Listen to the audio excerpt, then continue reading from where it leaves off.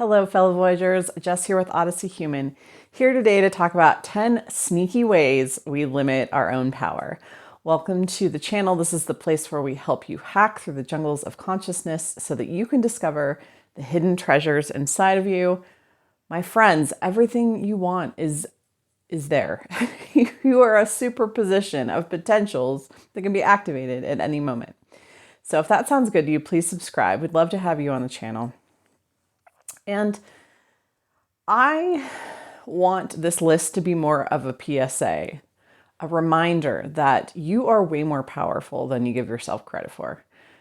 And a lot of these things I found myself doing, and I just want to give you an alternative to what I perceive as a more powerful way. So I am not judging you if you're doing these things and they work for you. That's awesome.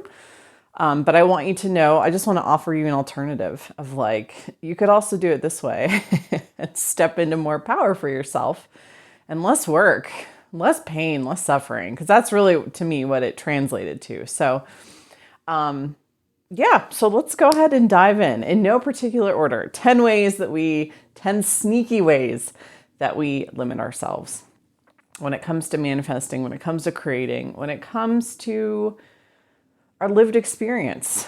Number one, saying, I don't have it. Saying, I don't have it.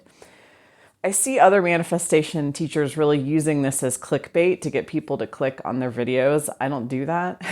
Maybe I should. But when you say and believe, I don't have it, I think, and I have done this, I've been there, believe me.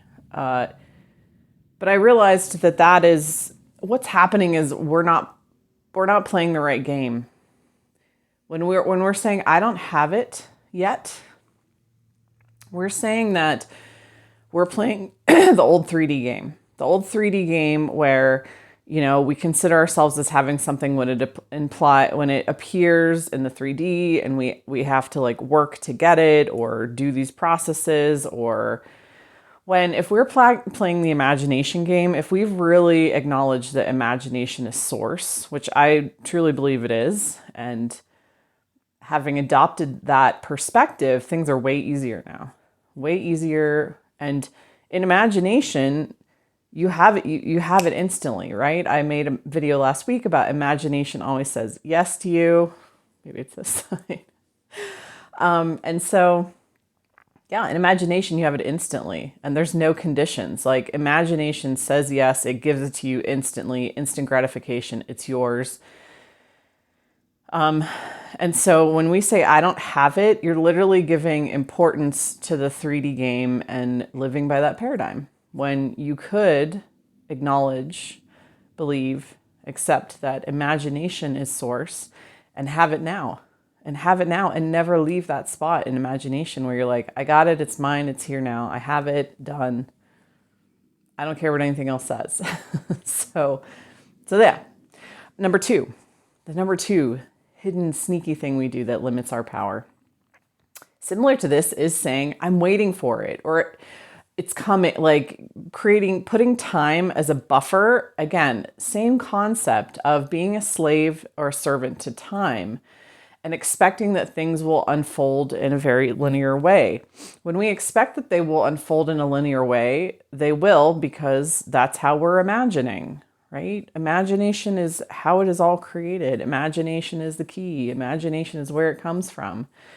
It begins there and then externalizes through our senses. And so I'm waiting for it, again, means that we're not occupying a place in imagination where we have it and it's ours. We're giving, again, more importance to the 3D game, living by that paradigm. When imagination's king, when you really accept that and step into it, it's like, I got it right now, it's mine, done. I'm not waiting. Waiting is an older paradigm that we don't have to subscribe to anymore. And making the evidence of it in the 3D more superior to what we're generating in our imagination. Again, when we say we're waiting for it, we're making, or I don't have it yet, we're making the evidence of it appearing in the 3D superior to our power to generate it in imagination. And it begins in imagination. That's where it begins. That's where everything starts, because that's source. So if you find yourself saying these two things, we're playing the wrong game. Come over and play the imagination game. So, number 3, this is an interesting one. I heard this in one of my comments. I'm tired of imagining. And I had to giggle. I'm not laughing at you. I'm laughing with you. And so I giggled because, excuse me, we are imagination. That's what's happening. Imagination is everything. That's how we came into the world. That's how we will go out of the world. We are imagination infinitely. We're infinite imagination. So when this person said it, again, that tells me, again, they're playing the 3D game. And I tried to kind of explain that, but I understand. I've been here. Again, I'm not judging. I'm telling you, I've been there and done that, and that didn't get me anywhere. It didn't get me anywhere. Imagining to get something. If we're imagining to get something, we're actually imagining to get something. Does that make sense? Everything we do is imaginative. Everything we think, everything we feel, everything we believe, everything we see on the outside, it's all stemming from imagination. And so we're going to be imagining from, we are a figment of the creative force of imagination, and we're going to keep imagining. That's all we do. So again, we're playing the wrong game. If we're feeling exhausted by imagining, it's because we're using our imagination with the 3D paradigm, right? We got to get on board with everything that comes from my imagination is source. That's the source. Imagination is the source of everything. Number 4, the number 4 sneaky way. Robotic affirming. Oh gosh. Yeah. I waited to say anything about robotic affirming, and I tried robotic affirming, but really, again, robotic affirming I lump into the suspicious manifesting practices where we think we have to do this thing to get it, when in imagination we can just go there and be it. We don't have to. Again, that's part of the 3D game, the 3D paradigm. When we think we have to go out and take these steps in a linear fashion to get an outcome, right? That is a way of thinking that is, I believe, going to shift. Because it is shifting. Because this is how people really are reclaiming their power, is just deciding right now, I can affirm once and believe it with all of my heart, and that's all I need. Because I'm saying I am this. I don't have to say it over and over again for days and hours, and because that's not natural, right? That's not natural. That's not a natural way to do it. When, it's just kind of funny to me. I'm sorry. I find robotic affirming really funny because it's a lot of work. That's how it felt to me. But if it feels good to you and you use it and it works for you, that's awesome. That's awesome. I know, but I'm just saying, why would you robotically affirm when you could really believe, see yourself as the creative center of imagination, declare yourself to be something once and then be it from now on? That's way more powerful. That just feels more powerful, right? The robotic affirming to me feels like you're placating this something outside of you to give it to you, or you're trying to convince yourself. You don't have to do any of that. You already having it as a place inside of you. It's a superimposed potential state that you can literally step into and claim and be and live out right now. So yeah. Number 5. Judging our imagining. I was very guilty of this when I first kind of got on the imagination boat. Judging whether we're doing it right? Those feelings that come up of, am I doing it right? Am I doing it the right way? Am I imagining the right way? Am I feeling it? Does it feel real to me? I think we can latch on to these little tidbits from Neville Goddard or from other coaches that we turn into standards for ourselves, of standards of, well, I've got to feel it real, and it's gotta, of course, yeah, when you feel it real, like it's done, you've hit it, it's there, it's yours. But we don't have to judge our imaginings. We don't have to judge them as effective, not effective. And when we drop that judgment, just drop that judgment, right? Just stop listening. When you hear the inner voice judging it or criticizing or saying, oh, I'm not really feeling that, it doesn't feel real, swipe left on it. Swipe left. Just swipe it out of your, like a little broom, just out of your consciousness, out of your mind. Because we don't need to do that. It's unnecessary. Because when we imagine that is real for us in that moment, it doesn't matter whether we judge it or not. It's real for us. And so when we add that judgment, we're just judging ourselves. And that's not a game we have to play. We don't have to judge our own imaginings. We can just imagine, just let it be. Just let it be. Allow the simple act of imagining to stand on its own two legs. Right? Not to serve the 3D or get something in the 3D or create something in the 3D, just to be.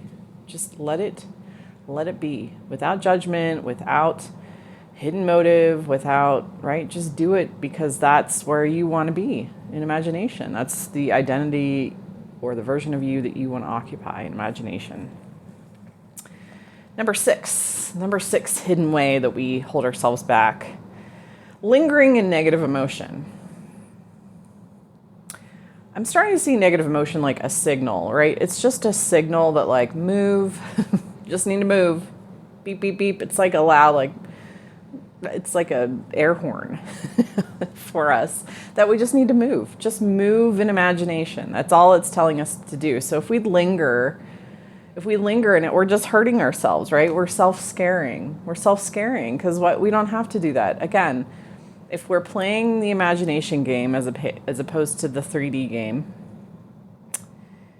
we can just revise, we can just reimagine, we can just go to a different place in imagination, right? Our capacity in imagination to move, to transform is instantaneous.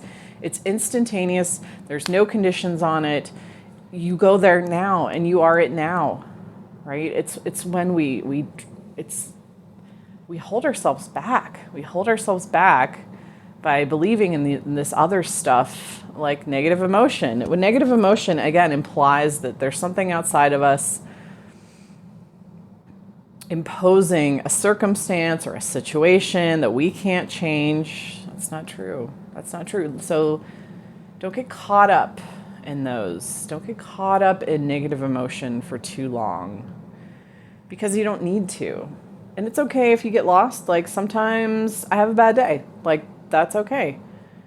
But I'm just saying, like staying too long in it is when we don't have to. And we're the source of power. Like we have imagination at our fingertips 24/7, at our beck and call that will give us anything we want when we want without payment, without condition, without anything needing to be different. Like we can just go there and be it now. So yeah, lingering too long means we're falling asleep in the 3D game and thinking that something outside of us has more power when it doesn't. It doesn't. Not true. Number 7, quitting. So I was so guilty of this. Like I quit all the time. Quitting things, and I'm not saying like you can't quit. Go ahead and quit. If you need to quit something, great. Like quit it. But quitting on your desire.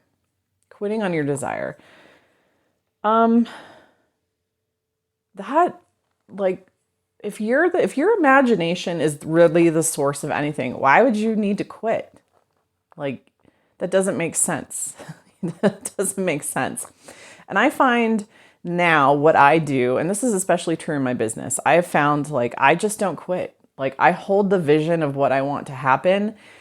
And what may happen is the imagining of how it's going to play out may change. Like you have an expectation, right? We can't help but imagine how something is going to come to pass. We can't help but do that. Our mind like wants to know, and it fabricates something. And often when we quit is when that option withers, or we perceive it withers in the 3D, right? We're like, oh, that door just closed. That door closed, and then we quit. That's when we quit. If you can allow yourself to move back into the field of potential, back into a place of just holding the vision for the outcome, just seeing yourself at the finish line, smiling, holding the trophy, having the outcome, whatever it is, just see yourself at the finish line and loosen up your control on how it transpires. Then you don't have to quit. You don't ever have to quit, because what's going to happen is life is going to surprise you. There's going to be a surprise solution that happens in the middle because you've opened yourself back up to the potential.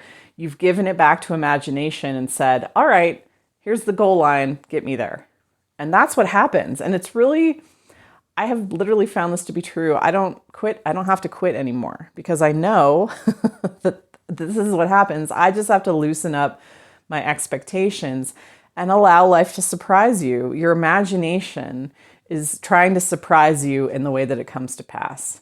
And so you just got to hold that vision, right? So yeah, we don't have to limit ourselves. We don't ever have to give up on what we want. We don't ever have to let go of that end outcome.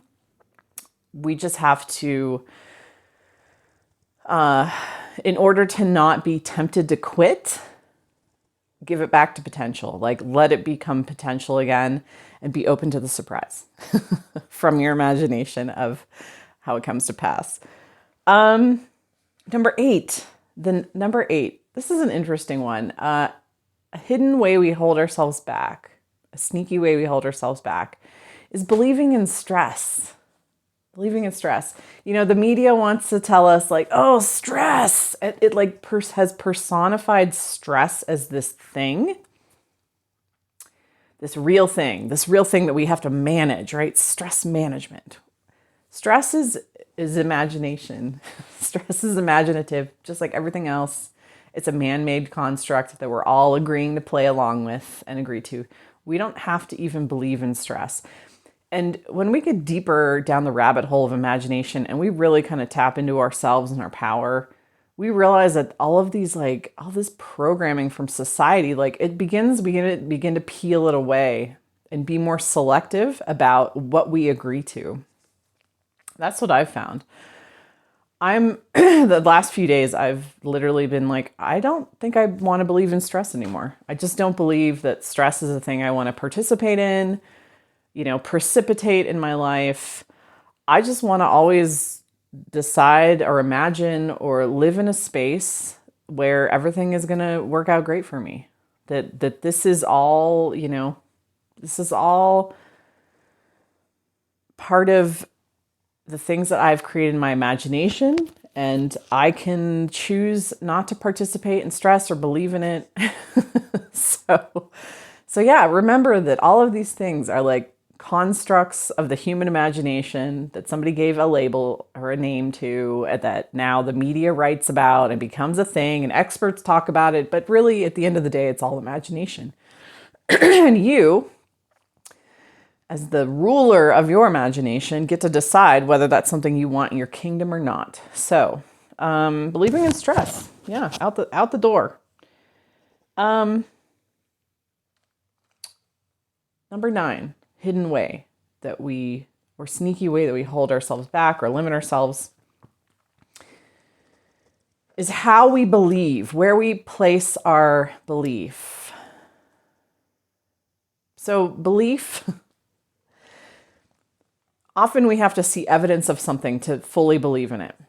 However, I would beseech you, base your belief on what feels true for you. Base your belief on what feels true for you, not what reality shows you. Give your belief to what feels true for you and not what reality shows you. This is, for the folks that comment and say, do I have to believe in this for it to come to pass? What else are you believing in? I bet you it's something out in the 3D that you're giving all of your power to and saying, well, I believe in this because I see it. It's all you. Everything you experience is you. It's the creation of your imagination, the expression of your imagination, the imagination that you have put on autopilot to run your life. And so what else are you believing in? Like, stop it. Stop it. Believe in what feels true to you, not what reality is showing you. So yeah, there you go.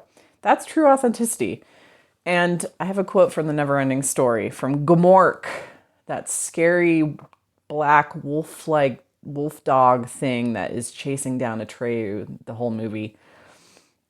He says, people who have no hopes are easy to control, and whoever has the control has the power. So, base your belief on what feels true to you, on your hopes, on your dreams, and that's it. Like, that's all that matters to you. Like, that's all that matters to you, really. Because what else are you believing in? Otherwise, we're just leaking power. We're leaking power to a shadow, to a mirror, to an expression of our imagination that we have full control over.